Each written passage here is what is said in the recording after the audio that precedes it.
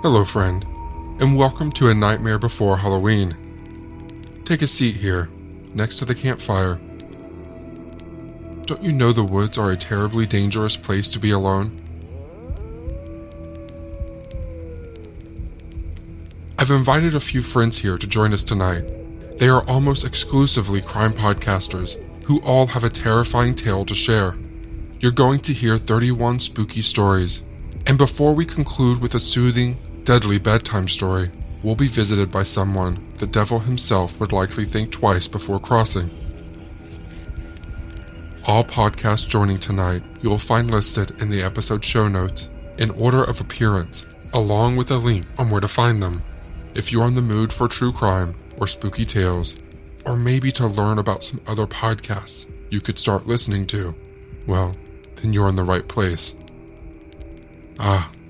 The campfire feels nice and warm now, doesn't it? I'm Shane Waters, by the way, the host of Foul Play Crime Series. And tonight, stay close. You never know who or what could be lurking in these dark woods.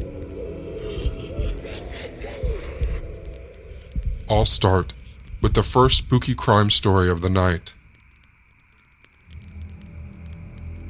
History can be spooky sometimes too, right?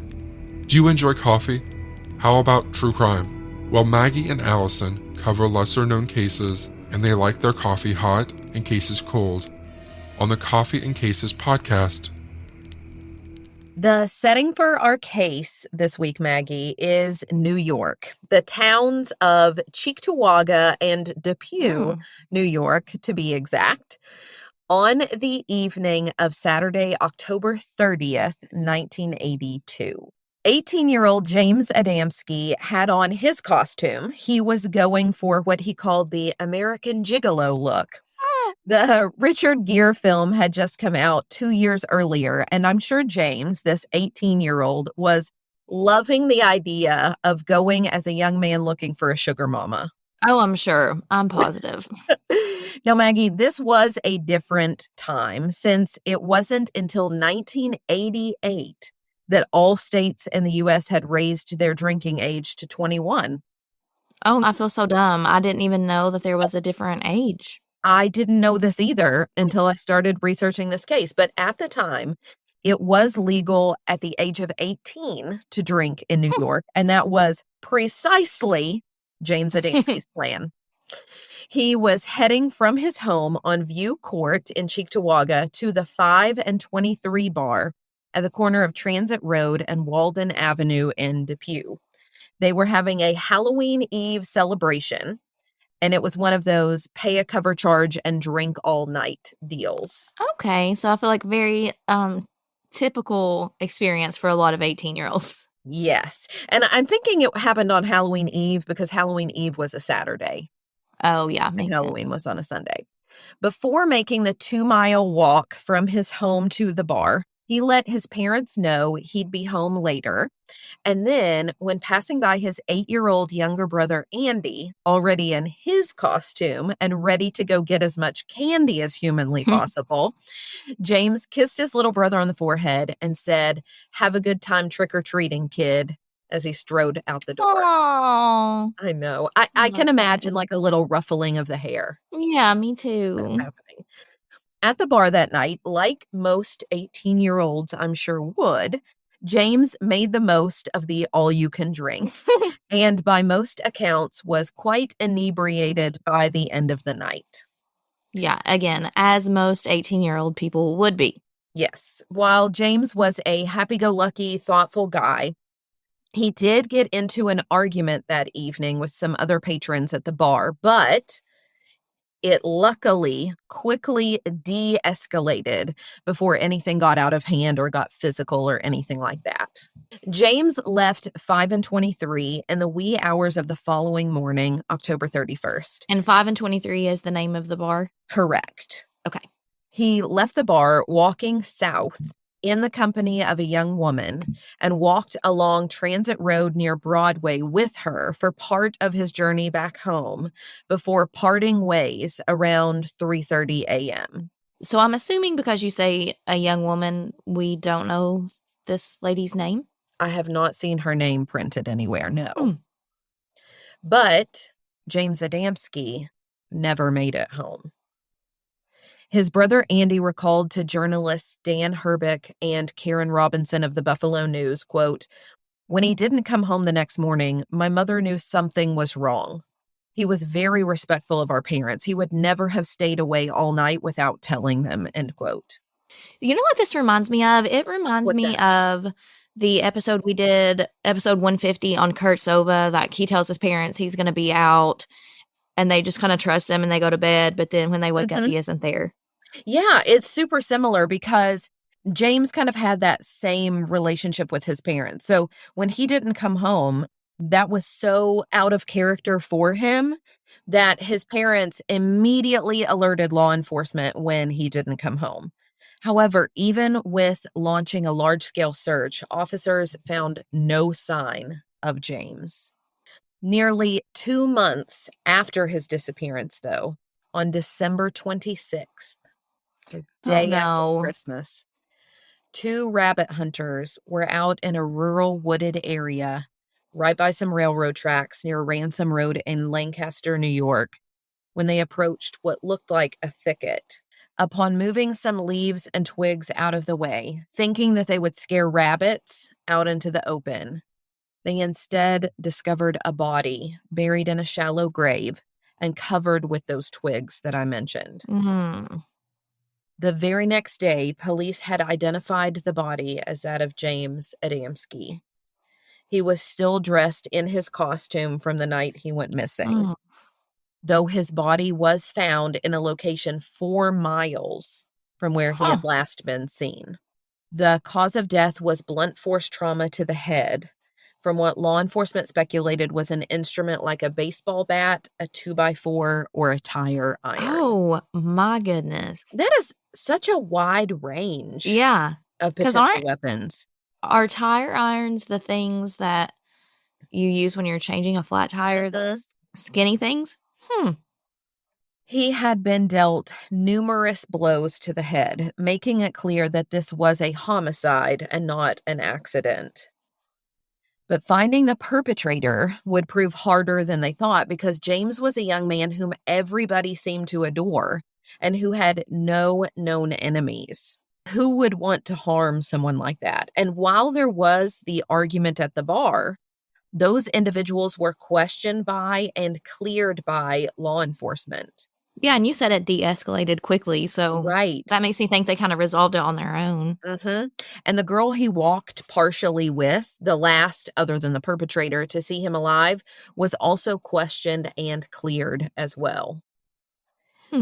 Police did collect some of the twigs that had been covering James's body because those twigs were of a similar length and had clearly been broken off of nearby trees, which told law enforcement that the perpetrator had touched them while attempting to conceal James's body. So it wasn't as though his body were there 2 months and so, random branches had fallen. Yeah, it was just natural. Exactly. This is purposeful concealment. Those twigs were sent to a laboratory to test for fingerprints, but they were unable to find any.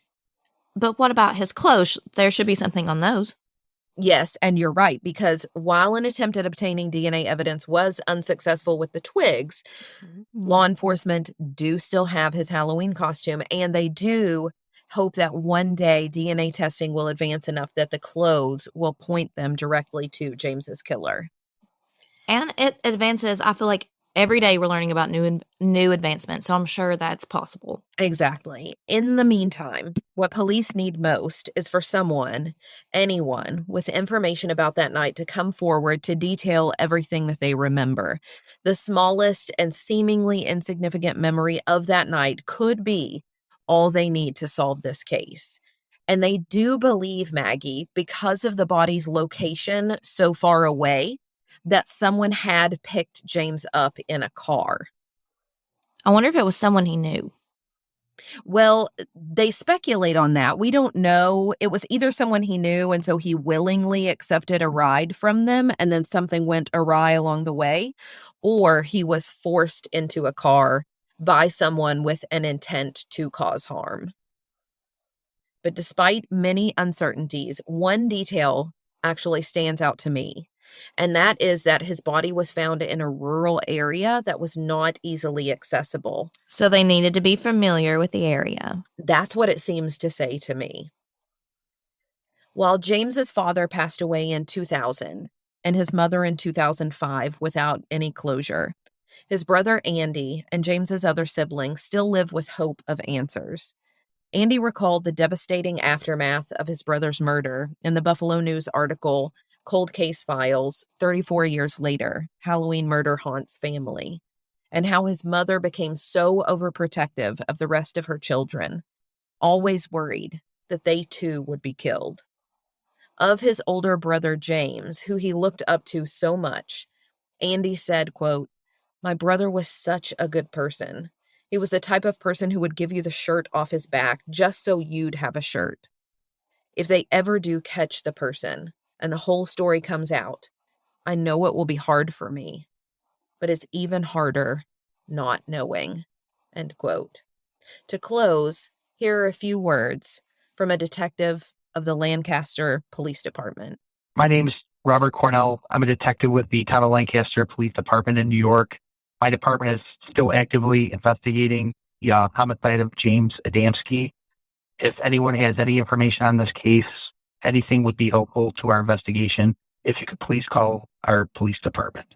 There's an $11,000 reward for information that leads to an arrest and indictment in this case. Anyone with information is asked to contact the Lancaster Police Department at 716-683-2800. You could buy a lot of candy for $11,000. Mama Margot is the host of Military Murder, which focuses on crimes committed by military members, veterans, and sometimes their spouses. Don't worry, you don't have to have knowledge about the military to listen.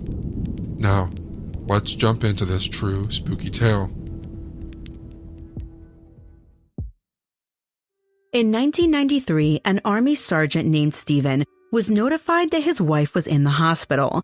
At the hospital, his wife confessed that she was pregnant. Stephen was like, "Wait, I had a vasectomy. How can that be?" The wifey eventually confessed that she had an affair. Stephen pressed his wife to learn who she had an affair with. The wife wouldn't give him much information, except to say the person's rank, which was specialist. And once she told her husband that the guy she was cheating on him with was a specialist, he didn't even bother waiting around for the name because Stephen knew exactly who it was. It was his best friend. So Stephen then marched his pissed off self off to the military base, and there he began to hunt for his wife's lover. Mind you, the wife had asked Stephen for a divorce, and even though he was hesitant at first, he had finally said yes before this incident. Fast forward to the military installation, which happens to be in Germany, and Stephen is looking for his ex-best friend. He finds the specialist. The specialist's name is Greg, and Greg is in a phone booth. The phone booth is in front of the dining facility during dinner time, so there are plenty of people around. Greg doesn't see Steve coming, and in fact, he's on the phone with Stephen's wife. Eventually, he sees Stephen and he tells the woman, "Your husband is here," and then the call goes dead. At the phone booth, Stephen and Greg are fighting to the death. Then, all of a sudden, Greg collapses. A circle of onlookers gather around. It looks like Stephen is whooping on Greg because Greg is just laying there while Stephen keeps punching him. But Steve isn't punching him. He's actually stabbing him. Greg is laying there motionless, and people are watching. And then Steve starts to make some sort of chopping motions with what eventually turns out to be a knife. He gets up and starts kicking Greg repeatedly on the head until the head physically detaches from the body. Everyone is now watching in horror. They are probably hiding now as Stephen picks up the man's head. He scoffs and says aloud, "That's what you get for being an adulterer." Then Stephen drives off with Greg's head in tow. Minutes later, there is a commotion at the hospital. A blood-soaked Stephen walks into his wife's hospital room and grabs something from his bag. It's Greg's head. He places it down next to her and forces her to look at it. And then he says, now you can picture this for the rest of your life. Stephen was immediately arrested, and it wasn't hard to prove he did it. There were dozens of eyewitnesses after all. And Stephen confessed to the doctors in the hospital. Months later, at his military court-martial, also known as a trial, he put on the good soldier defense, evidence that he was the best thing since sliced bread, and he had never, ever done anything wrong in his life. Ultimately, Stephen was convicted of killing Greg and was sentenced to life in prison. But the Army general in charge of this court-martial ended up reducing Stephen's sentence to 30 years. Needless to say, this former soldier served less than 30 years due to good time and was released. Crazy story, right? Bet you thought it was an urban legend, but it's not. I don't even have a comment for that story. I'll just leave it. My friends at the Dystopian Simulation Radio are here to share an underwater nightmare that takes place on the floor of a cave that has taken several lives in its time.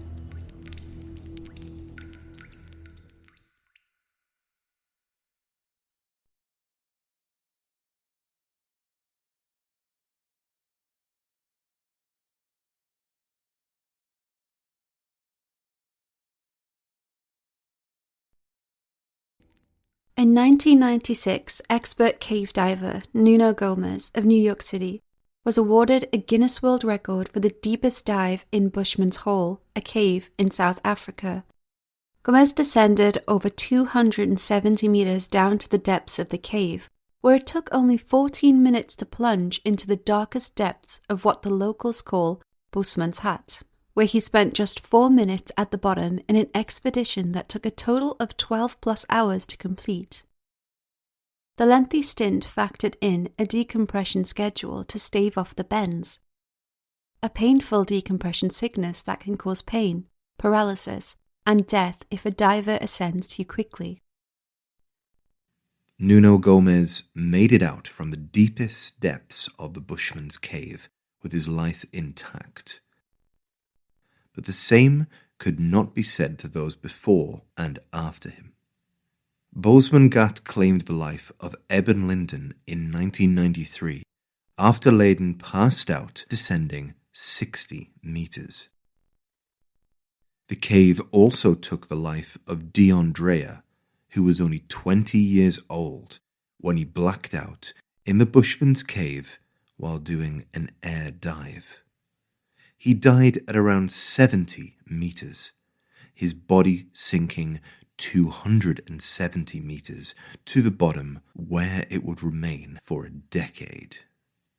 David Shaw was a technical diver, pilot, father and husband, and lover of all things extreme. His wife, Anne, knew that there was always a risk that Dave may not return from his adventures, but knew how passionate he was about his endeavors, and had never dreamed of denying him of them. David had some close calls in the past, but he always believed that God was watching over him. He was constantly testing his limits and pushing the boundaries to see how far he could go. David began scuba diving in his early 40s. He enjoyed it right away, but it wasn't challenging enough, and soon he began pursuing more technical dives. This is where Dave became interested in cave diving. In order to dive deeper for longer, divers use rebreathers, a specialist diving apparatus that recycles the air.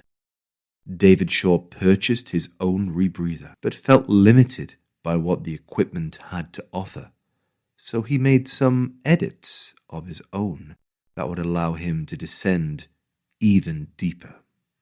Dave had always been interested in exploring untouched pockets of the earth, of which few remain, and he believed cave diving offered unexplored territory that he could be the first to see. Bushman's Hole, a submerged freshwater cave in Northern Cape, South Africa, west of Johannesburg, called Dave's name. And on October 28, 2004, he completed a record-breaking dive of 270 meters. To enter the cave, a diver must first climb down rocks before connecting with the water below and descend into a narrow tube that widens as it goes deeper. The main part of the cave is around 60 meters down, and a rope attached to the ceiling of the main cave guides the diver through the cavernous black abyss. Without the rope, a diver would find themselves disorientated, with nothing but darkness in every direction. Divers carry powerful lights for this reason, strong white beams cutting through the void, alerting other divers on the mission of their presence. When David resurfaced, he said he had spotted the body of DeAndrea, whose body had been suspended 270 meters down in the cave for an entire decade. David described turning his head to the left while on the cave floor, where he found himself face to face with DeAndrea, his face still covered with a mask. Dave added that at that depth, he struggled to breathe and knew he had to resurface. David Shaw felt compelled to retrieve DeAndrea's body. Not only had he seen it during his dive, the image of which had played on his mind since resurfacing, but he had even experienced a premonition of finding Dion's body in a dream he had just a couple of days before the dive. David, a father himself, went to DeAndrea's parents and told them of his plans to retrieve their son's body. They were ecstatic at the news and had always wanted their son's remains back on dry land so they could honour his memory and lay him to rest. Dion's body had been in the cave for so long that it was assumed that his remains would be skeletal. To prevent the bones from slipping out of his diving suit and dispersing in all directions, it was agreed David would carefully put the remains into a customized body bag that he would take down with him. At that depth, David Shaw would have a maximum of 5 minutes to load Dion's skeletal remains into the bag. This included cutting the dive suit off Dion's body. Always pushing the limits, David decided that he wanted to salvage Dion's equipment, which was lodged on the cave floor. He planned to tie a separate rope to the equipment with the hope of excavating it and dragging it to the surface. Within 2 months, David Shaw returned to South Africa, prepared to retrieve Dion's body. On January 8, 2005, with a camera mounted to his helmet, David descended into Bushman's Cave for what would tragically be his final dive. With a camera mounted to his helmet to film the dive, and DeAndrea's family waiting patiently at the surface of the cave to receive his remains, David plunged into the water. Factoring in the lengthy ascent for adequate decompression to avoid the bends, David would be in the water for approximately 12 hours, with 12 minutes to dive to the bottom and a mere 5 minutes spent preparing Dion's remains for excavation. Dion's body was expected to break the surface around 1.5 hours into the dive, but this would not be the case. At 6:15 a.m., David plunged into the darkness, never to resurface alive. The mission was supported by a team of 30, including 2 world-renowned support divers and others meeting him along the way at various depths of the dive. One of the team divers, Don Shirley, waited at a depth of 220 meters, waiting for David to meet him. But when he looked below, he could see no sign of movement. Just a still spotlight, static on the cave floor, unmoving. The diver descended to assist David, but the handset on his wrist cracked under the pressure before surpassing 240 meters, and he made the decision to return to the surface. David Shaw died attempting to retrieve DeAndrea's body. When the team pulled up the line, they found DeAndrea's body attached to it, as well as the body of David Shaw, with the camera still attached to his dive helmet. Although he had lost his life, he had completed his mission of salvaging Dion's remains from the cave floor. When the team reviewed the footage, they watched David Shaw's last moments alive.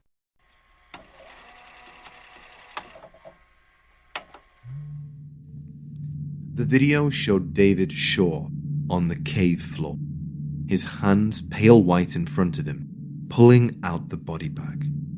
Although it was assumed that after 10 years Dion's body would have been skeletal, the body instead seemed to be in a more preserved state, almost a state of mummification with buoyancy. Dion's body unexpectedly floated up before David, making the task of getting it into the body bag more difficult. In the footage, David becomes tangled in the line, the rope wrapping around his torch and arms, making the job almost impossible.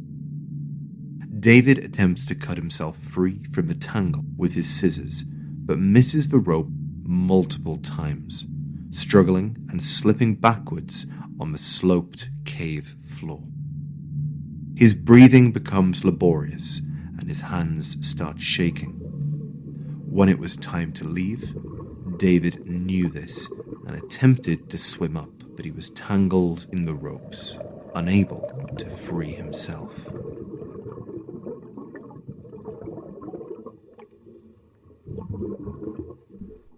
The increased breathing caused by David's struggle produced significantly more CO2, eventually depriving him of oxygen and causing him to drift off, his light still hanging as he floated unconscious. The final scene of David's life showed his hands, motionless. The line he failed to cut wound loosely between his fingers. Despite meticulous planning, David died alone on the cave floor, his teammates helpless and unable to save him, forced to look down at his light, unmoving and still.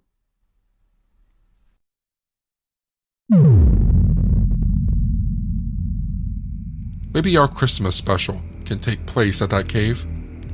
Whitney and Melissa are the hosts of Cold Crimes in Cabernet. 4 times a year they travel to locations to help the family members of the murdered and missing. I'll let them take it over from here. Mount Pleasant, Michigan is a city located in the heart of the state. If you need a visual and are aware of how Michigan looks like a mitten, Mount Pleasant is right smack dab in the center of the palm. It has a population of just under 22,000. The main campus of Central Michigan University calls Mount Pleasant home. It is truly a college town, as when school is in session, the population almost doubles in size. Mount Pleasant is also home to the Christ Community Fellowship. This is a very small church, so small that the congregation was of about 14 people at its height. It was led by Pastor John D. White, who came with a past. White was a veteran of the Navy and also had worked as a long-haul truck driver in his early years. Before becoming head of the fellowship, he lived in Battle Creek, Michigan, which is a little over 100 miles south of Mount Pleasant. In 1980 is where our first report of violent behavior really begins. White was 22 years old when he invited his 17-year-old neighbor, Teresa Etherton, over to show her his stock car racetrack setup. Teresa walked down into the basement where White attacked her and stabbed her 15 times before choking her. Teresa remembers White's hands around her neck and saying, quote, "You're going to go now. I'm really sorry you had to go like this, but what the f***? You're just a woman." Teresa is obviously a badass and survived the attack, and White was arrested after Teresa reported him to police. He pled no contest, and in 1981, he was sent to prison for 10 years. After being incarcerated for 2 years, he appealed and was released. Teresa did not hear of his release until one day, while standing in line at a store, she heard his chilling voice and turned around to see White smiling at her. This was the first time the justice system failed a victim of John White's while leaving him free to hurt more people. There is a gap in White's criminal history after he was released in the mid-'80s. He wasn't connected with any crimes until July of 1994. White had gotten married, had one kid with one on the way, and they were living near Kalamazoo, Michigan at the time. White was working maintenance at a textile facility where he met a 26-year-old woman named Vicki Sue Wall.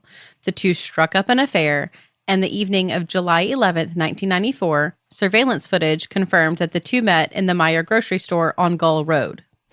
Vicki got into the black pickup truck with John at around 3 a.m., and the two left the lot, and Vicki was not seen again. She was reported missing, and police would call White in for questioning. He told the police that the two were having an affair, that they did meet at the Meijer's parking lot, and that he returned her to her home later. There was no evidence to hold him on any charges, so he was free to go after questioning. White checked himself into the Kalamazoo Regional Psychiatric Hospital not long after Vicki went missing.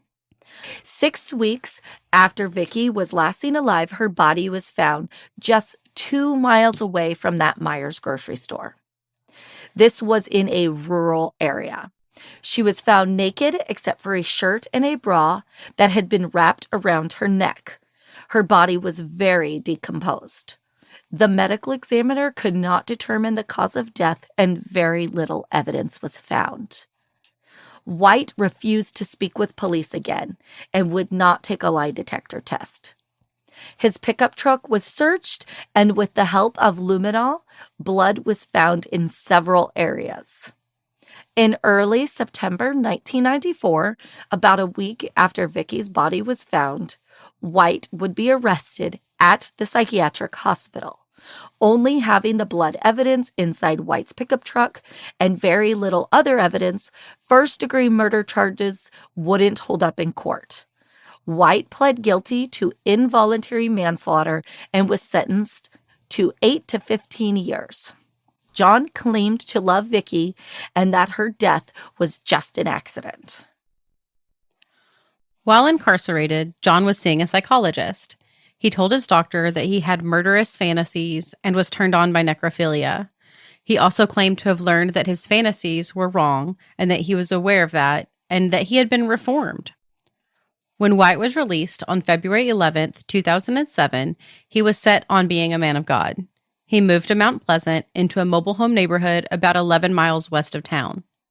He took on the pastor role at the Christ Community Fellowship Church, where he met and fell in love with Sally Gay.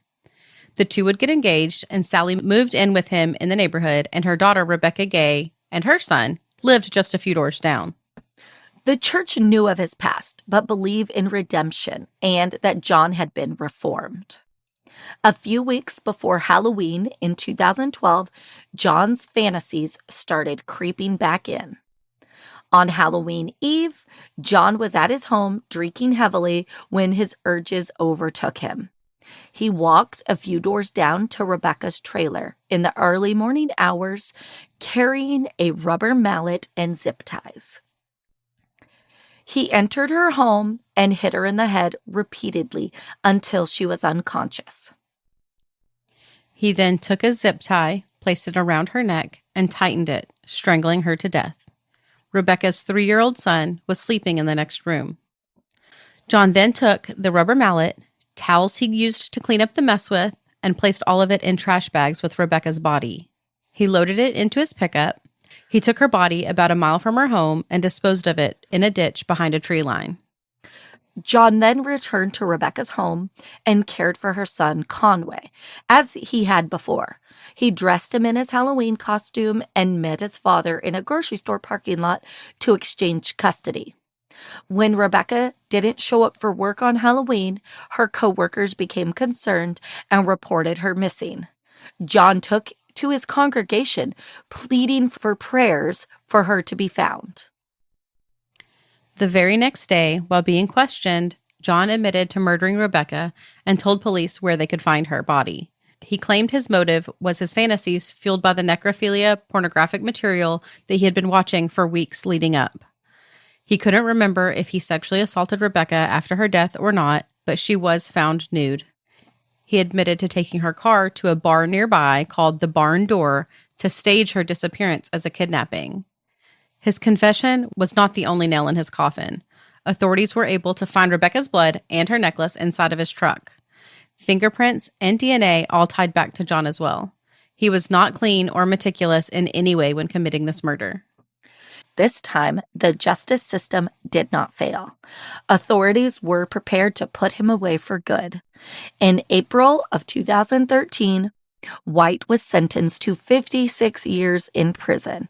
At the time, he was 55 years old.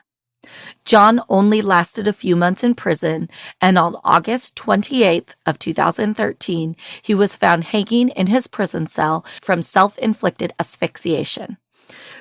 Revival attempts were made, but unsuccessful. Do you think Whitney and Melissa give listeners free Cabernet? We should find out. My friend Emily is coming to the campfire next.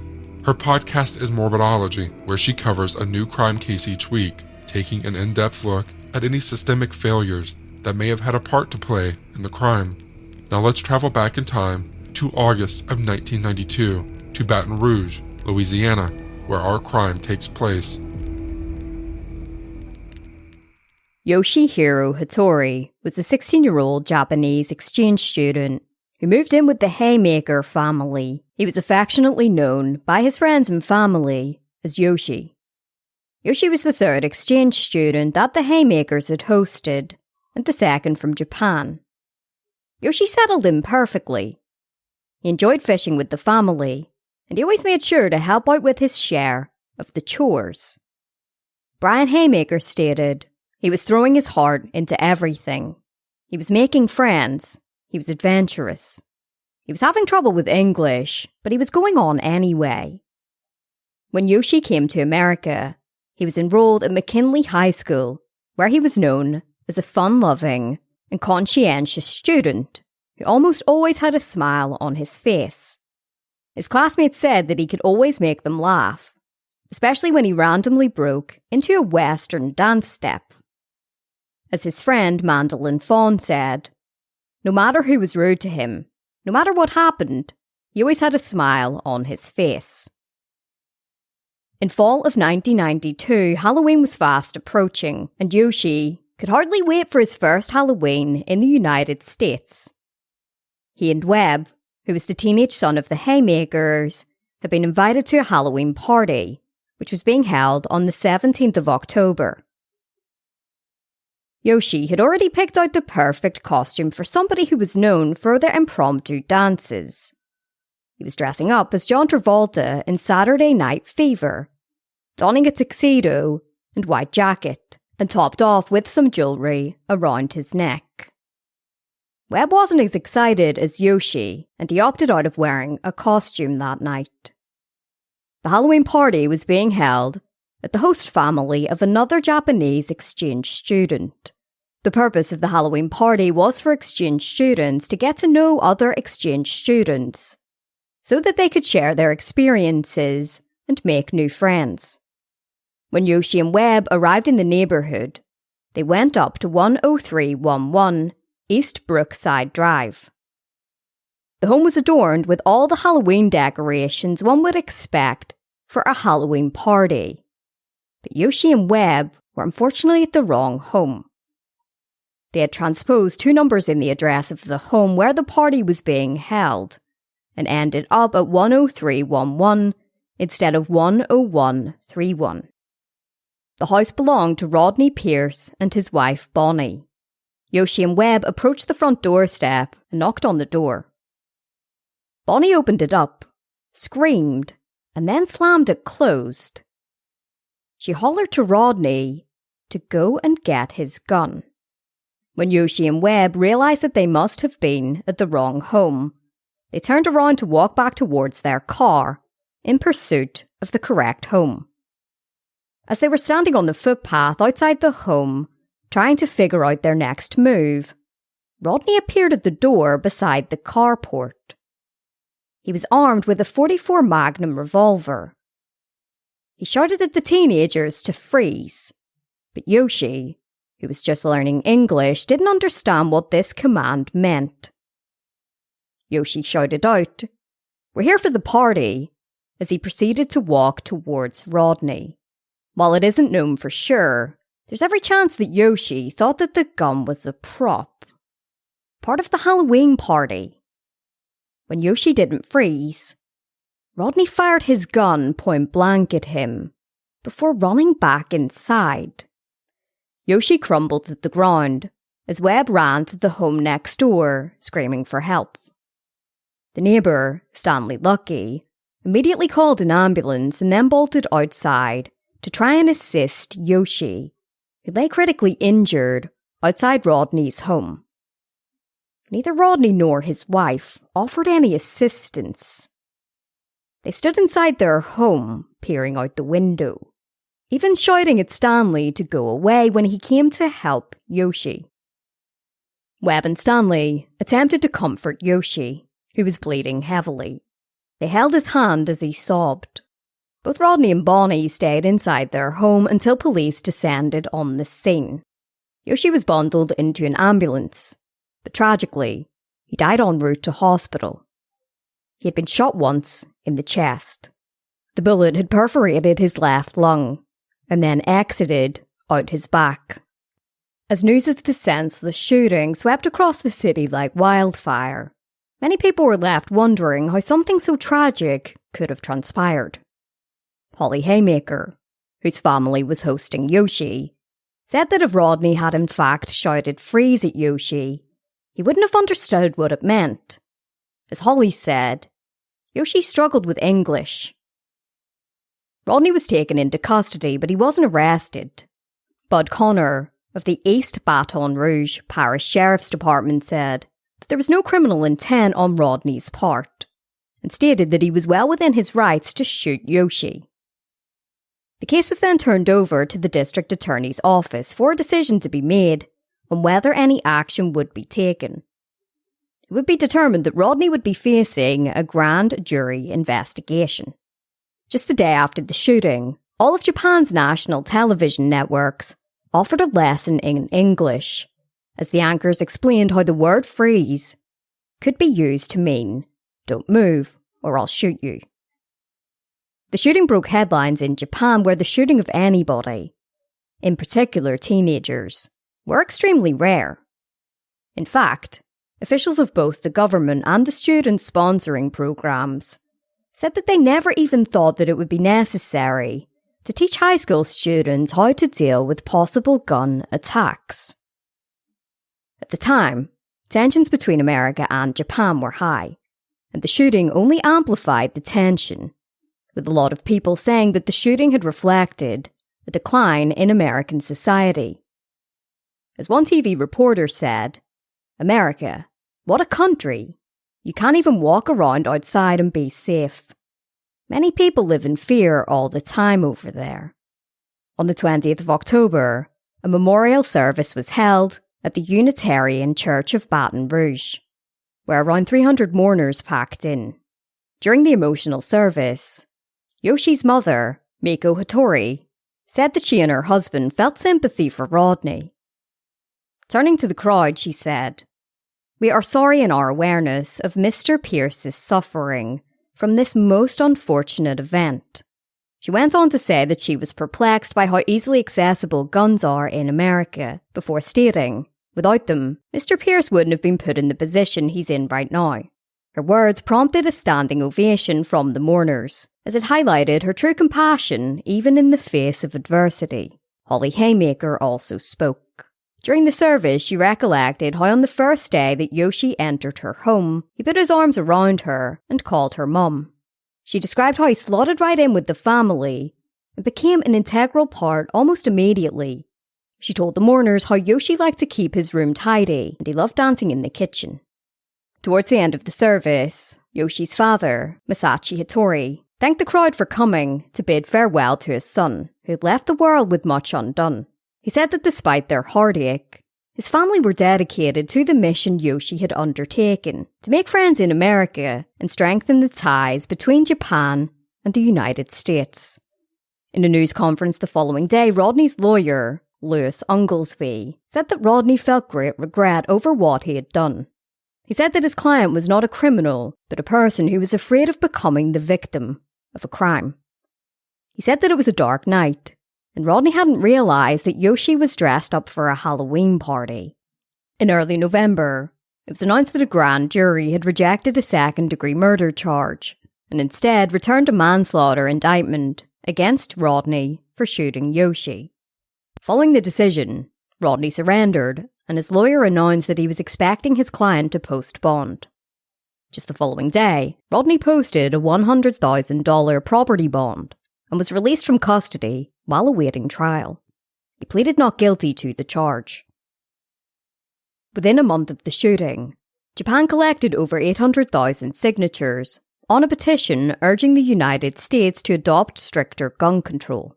They presented US Ambassador Michael Armacost with the petition, who said that the petition would make a positive contribution to the debate on gun control in America. He also said that he would transmit the petition to the White House. Rodney's trial would begin in May of 1993. During opening statements, Defence Oglesby said that Rodney shot Yoshi because he thought that he was protecting his wife and 3 children from an intruder. Prosecutor Doug Moreau asked the jurors not to judge Rodney as a person, but judge his conduct on the night of the shooting. He described Rodney as criminally negligent and said that he should be convicted of manslaughter. He said that after Rodney opened the door, after it had been slammed closed by Bonnie, Yoshi interpreted this as an invitation to the party they had been searching for. The jury would hear a recorded interview between Rodney and investigators. He detailed how Bonnie told him to get his gun, and he didn't even question why. He said that when he went outside he saw Yoshi, who was wearing a white suit and carrying something which turned out to be a camera. He said that Yoshi appeared to be laughing, but when he failed to stop moving, he shot him.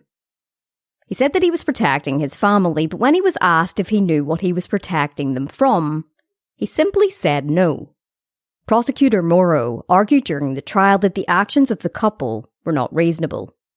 He said that it hadn't been rational for a man of 6 feet 2 inches tall to be afraid of a friendly and unarmed boy who weighed just 130 pounds. A boy who rang the doorbell before walking away. Yoshi hadn't attempted to break in. He wasn't wearing a scary mask. He wasn't armed. He was simply looking for a Halloween party. Following all of the testimony, the jury were sent away to deliberate. Under Louisiana law, homicide can be justified for a number of reasons, including what is known as the shoot the burglar law, which allows people to protect themselves from intruders. It took just 3 hours for the jury to reach a verdict. They found Rodney not guilty of manslaughter. Many in court applauded when the forewoman announced the verdict. Yoshi's parents said that they weren't surprised, but they were disappointed. Rodney was later found to be liable to Yoshi's parents for $650,000 in damages. With this money, Yoshi's parents founded 2 charities in their son's name. One was to fund US students wanting to visit Japan, while the other was for gun control. His parents later presented President Bill Clinton with a petition signed by 1.7 million Japanese citizens calling for stricter gun laws. They became big supporters of the Brady Bill, which mandated background checks and a 5-day waiting period for the purchase of guns in the United States. The shooting of Yoshi had truly been instrumental in the passage of the bill. Following his acquittal, Rodney Pierce claimed that he would never own a gun again, and he admitted that he had simply overreacted to his wife's fear. This overreaction caused a teenage boy in the frontier of adulthood to lose his life in the most terrifying way imaginable. So what do you think? Should he have been found guilty?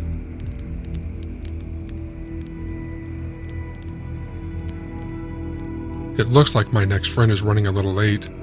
They do this sometimes. You have friends like this too, right?